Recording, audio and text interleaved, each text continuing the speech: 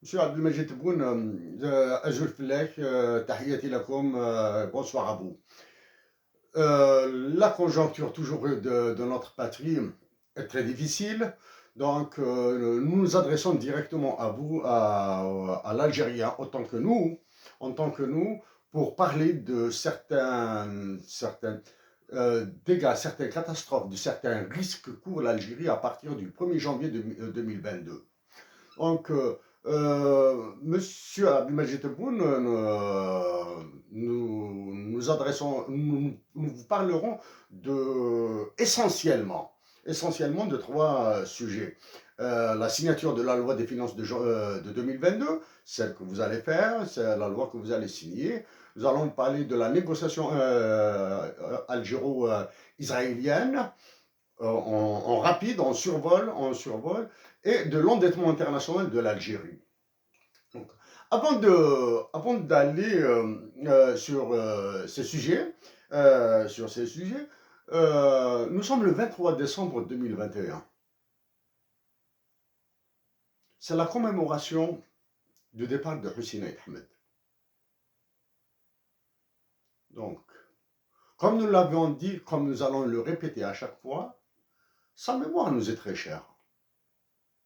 Cet homme que le temps a refusé de nous faire rencontrer a donné beaucoup pour l'Algérie, pour la patrie. Il l'a donné avec amour, avec passion, par moments avec violence aussi. Violence, pas au sens physique, bien sûr. Violence dans le mot. Une violence qui était porteuse de paix et de miséricorde. Donc, nos mots seront enveloppés dans notre pensée à Hussein Ahmed.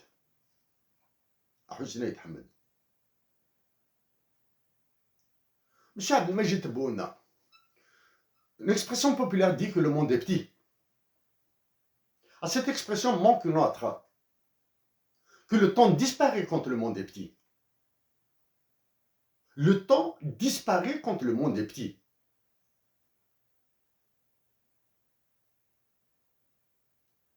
Récemment, Dieu a rappelé aussi un de nos cousins que nous appelons respectueusement, familièrement, Dada Rachid. Il s'agit de Mohamed Rachid Aïsset, lieutenant-colonel de l'armée, ancien conseiller du précédent président, qui a assuré des fonctions de représentation de l'Algérie dans certains pays étrangers. À Hussein Ahmed, c'est une relation d'amour qui nous lie. À Rachid Aïsset, c'est une relation familiale qui nous lie. Donc, quelle est la relation qui pourrait lier Hussein Ahmed et Rachid Aïsset? C'est aussi la mort. C'est la mort. À notre connaissance, bien sûr. Docteur Abdelrahman Aïsset, plus connu sous le nom de Dahman, était une relation de Hussein Ahmed. Proche ou très proche, intime ou éloigné, nous préférons éviter tout qualificatif. Abdelrahman Aïsset était le cousin de Rachid Aïsset. Abdelrahman Aïsset était notre frère de lait.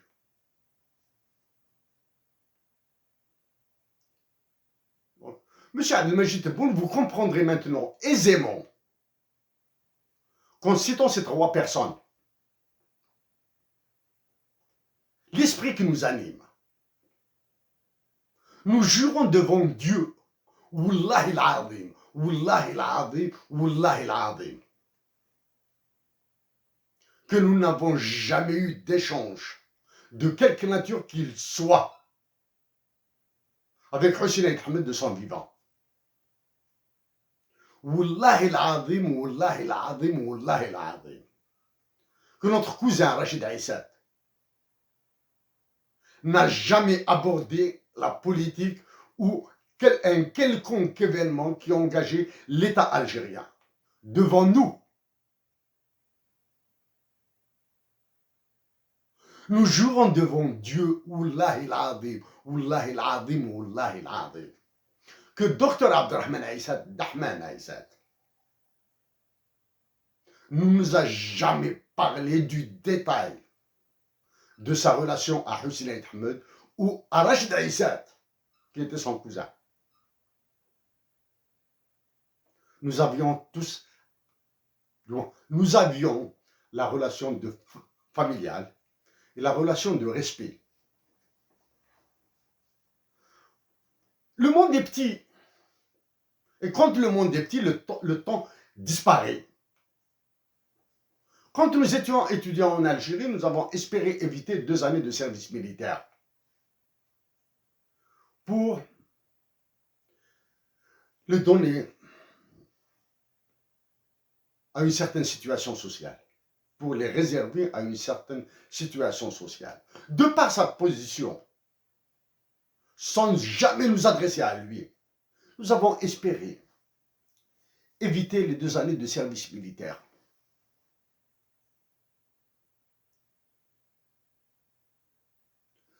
Sans jamais nous adresser à lui, nous avons espéré de Rachid Aïssat qu'il ferait un effort pour nous éviter les 2 années de service militaire.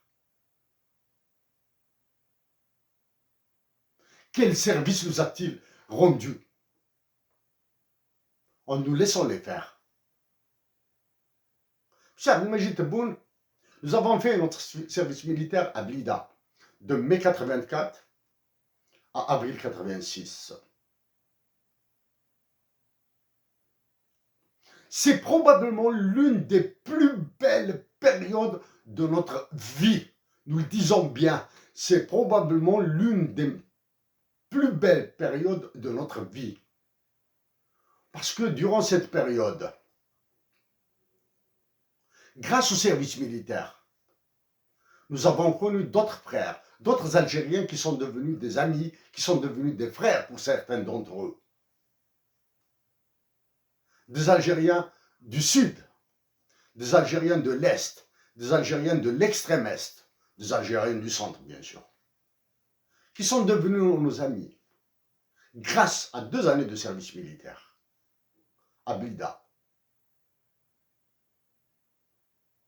Et le hasard, le temps, coïncidence, durant notre instruction, notre commandant d'école était le précédent chef d'état-major de l'armée, le défunt Ahmed Gaïd Salah.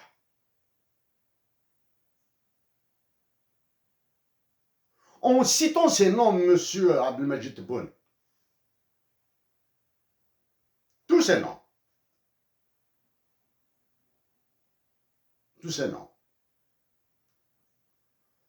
nous espérons que vous comprendriez aisément la modération de notre mot. Venons au fait maintenant, monsieur Abdelmajid Tebboune. Depuis que la loi des finances 2022 a été, adoptée par les députés et par les sénateurs, allez-vous la signer? Nous présumons que oui.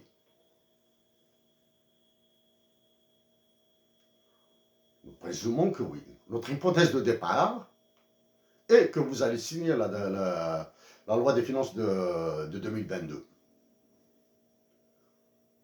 L'aspect communication maintenant. La communication, l'image. L'image.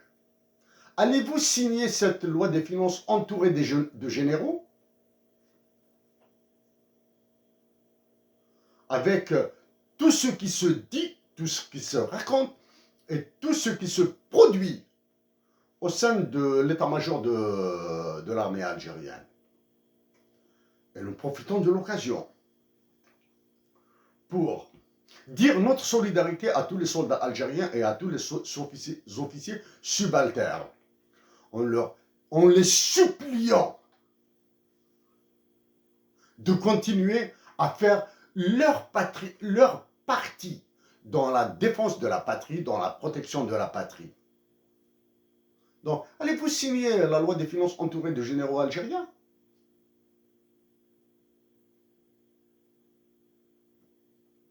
Allez-vous signer la loi des finances entourée des députés et des sénateurs? Allez-vous signer la loi des finances en présence de tout le gouvernement, dont tous les membres sont des agents d'exécution du Fonds monétaire international et de la Banque mondiale? Ça, c'est pour l'image. Nous allons continuer maintenant sur la paix, l'amour, la fraternité, la solidarité entre Algériens. Pour notre part, nous continuons une énième fois. Nous supplions nos compatriotes d'Algérie de demeurer pacifiques, de résister à la souffrance qu'ils vont connaître, souffrance atroce, dans la mise en œuvre, après la mise en œuvre de la loi des finances 2022 que vous allez signer. Nous continuons à les supplier de demeurer pacifiques, de résister. Parce qu'en continuant sur cette voie, ils sont en train de réaliser une nouvelle révolution. Une nouvelle révolution conduite par des Algériens qui aiment leur patrie.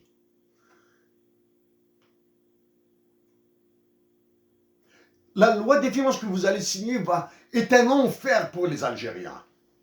Donc, à partir de maintenant, M. Abdelmajid Tebboune, quand nous dirons chambre à gaz, nous le répétons, chambre à gaz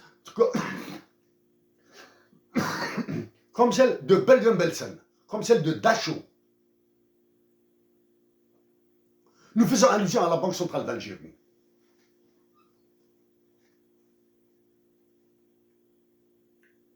Nous le disons et nous le répétons.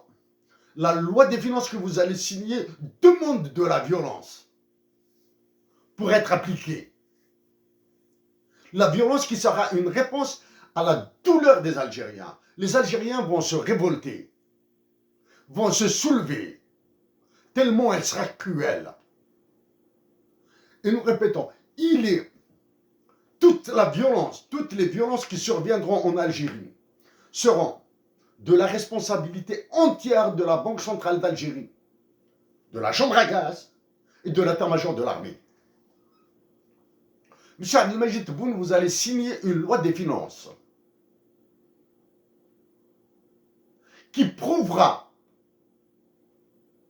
que ce qui est appelé autorité publique en Algérie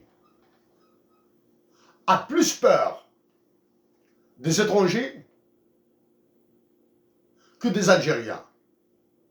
Que ce qui est appelé autorité publique en Algérie va massacrer les Algériens pour faire plaisir aux étrangers. C'est pour cette raison que nous le répétons. Nous supplions nos compatriotes d'Algérie de demeurer pacifiques, de résister dans la dignité, pour éviter justement que cette violence qui sera exercée, qui sera causée par la Banque centrale et l'état-major de l'armée et le fait de votre signature n'ait pas lieu, que cette violence n'ait pas lieu. M. Abdelmajid Tebboune, avant d'aller vers des chiffres et des graphiques, que nous allons aborder en dehors de tout aspect économique et mathématique. Nous allons les aborder, nous les avons abordés sous tous les angles. Maintenant, nous les aborderons sous un angle qui sera plus accessible pour les Algériens, pour nos compatriotes algériens, qu'ils soient en Algérie ou expatriés. M. Abdelmajid Tebboune, Vous est-il possible de vous prononcer sur la dotation de l'Algérie de l'hymne national bilingue en arabe et en tamazight? Si vous, l'état-major de l'armée et toutes les figures ayant accès aux médias en Algérie peuvent s'exprimer sur la dotation de l'Algérie d'un hymne national bilingue en arabe et en tamazight, alors là, il y a un espoir pour que l'Algérie s'en sorte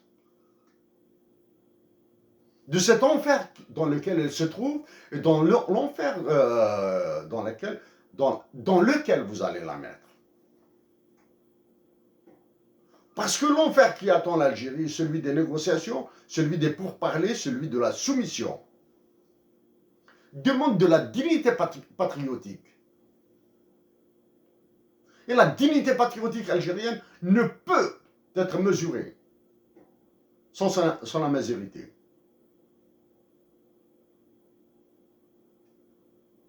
Et la majorité de l'Algérie ne commence par sa dotation d'un hymne national bilingue et non pas par l'enseignement de tamazight en Kabylie. Voilà.